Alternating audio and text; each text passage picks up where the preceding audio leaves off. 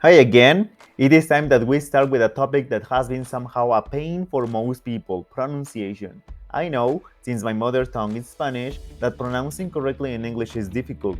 Many of the sounds that we need to utter in English are not included in Spanish. Therefore, our pronunciation may be weak, and that is a core factor that may stop us from growing. And I know some people even lack confidence to speak with other people, although their English level is okay, their pronunciation is not. So, take notes and be ready to improve your pronunciation. I promise that this journey may help you a lot to speak confidently. You are in Certified English, and from here on out, I'm going to be your personal English coach. Every week, you will have relevant, useful, and practical information to increase your level and reach your language goals.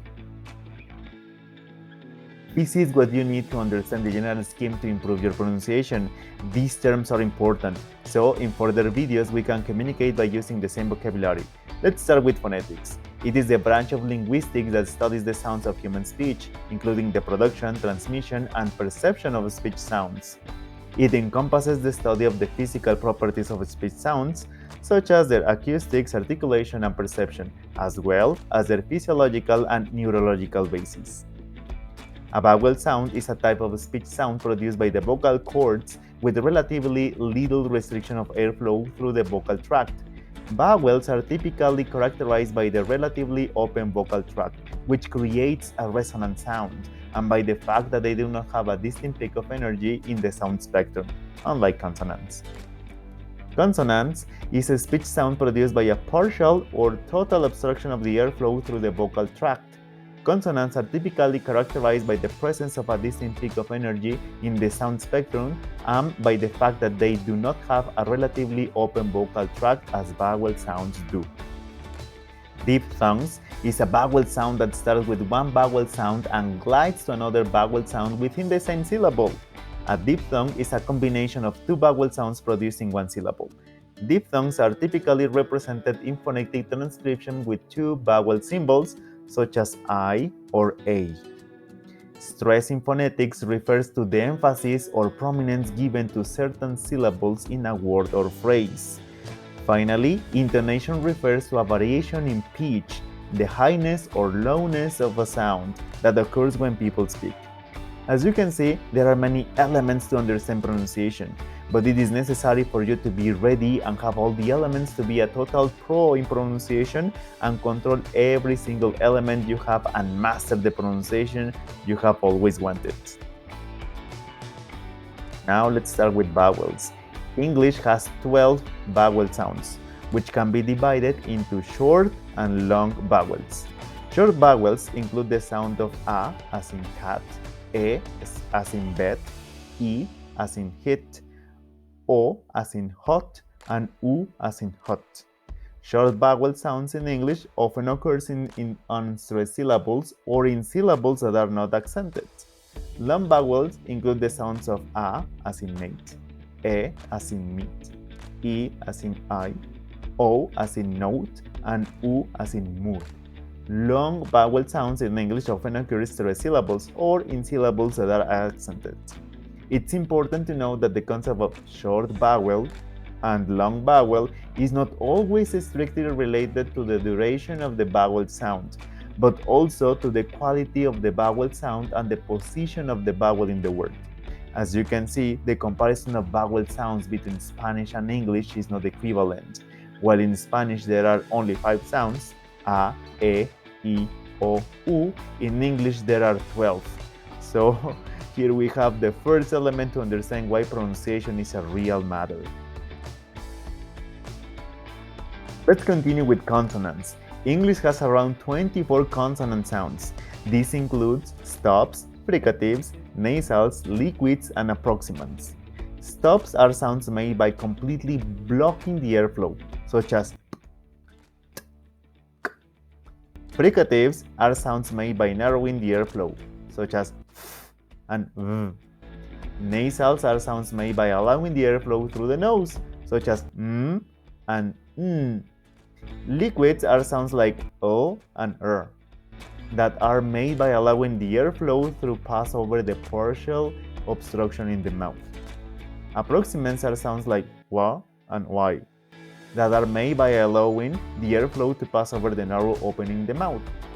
Consonants are more related to Spanish sounds. However, there are some sounds which are not part of the common Spanish pronunciation. Besides, take into consideration that Spanish in all Latin America has many variations. Here you have some easy examples. We will go deeper so you can master the sounds as we move through the course. You can see that we have stop sounds as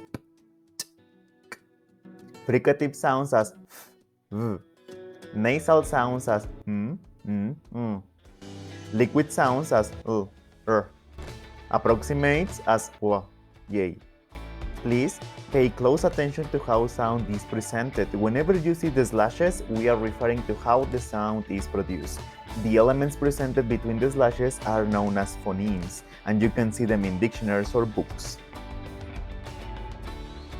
A diphthong is a type of vowel sound in which the tongue changes position during the pronunciation of a single vowel sound. Diphthongs are usually represented in written text by a combination of two vowel letters. English has 8 diphthongs, which are vowel sounds that glide between two vowel sounds such as oi in boy, o as in house, or o in cow.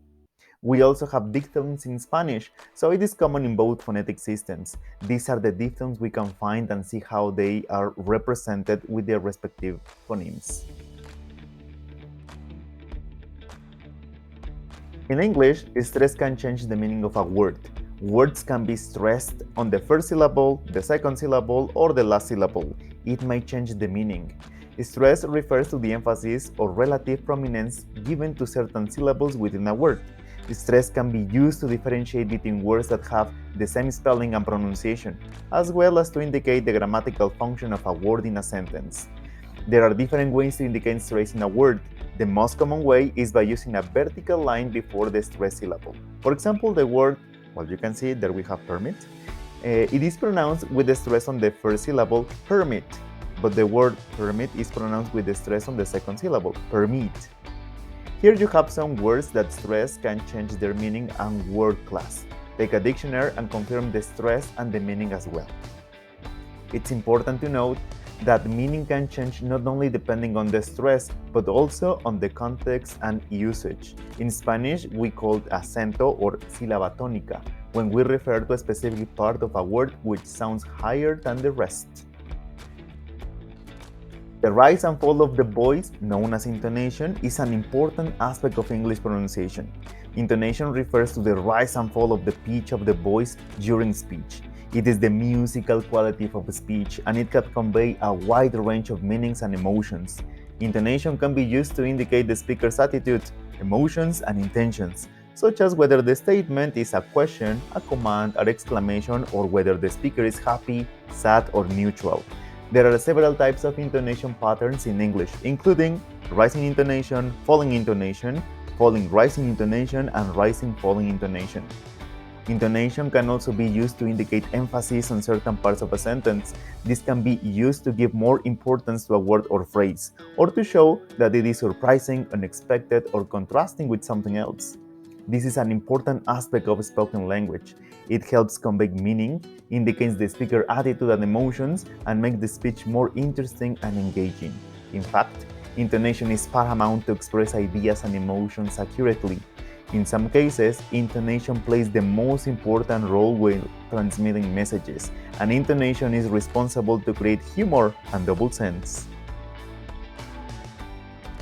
It's important to know that English language has a lot of variations and dialects, which can affect the pronunciation of sounds and words. Nowadays, immigration has an important impact on pronunciation and language usage. However, we will cover the standard pronunciation, although I prefer American pronunciation. It is also very important that your mother tongue plays an important role in producing sounds correctly. As far as I have seen through many students I have worked with, you can keep your regional accent and still produce accurate English sounds. Please do not fall in the trap of those who say, "I speak as a native." Even natives have pronunciation mistakes. Another fault that many people keep in their mind is that they have this idea that the British pronunciation is better than American. In fact, both systems are correct, but different. In this course, I will explain to you the standard pronunciation. However, you are free to produce and practice the variation that you like the most. And before we go, here you have the quiz to practice all the elements that we have learned in this first lesson. Remember that we need this terminology to comprehend further videos. There are two codes on the screen. On the left, it's for playing in a classroom or your friends. On the right, it's for you to practice alone. In case you cannot scan, the link is in the description. Have fun, enjoy, share, and learn at your own pace. Well, this is the first lesson in a long journey to polish your pronunciation.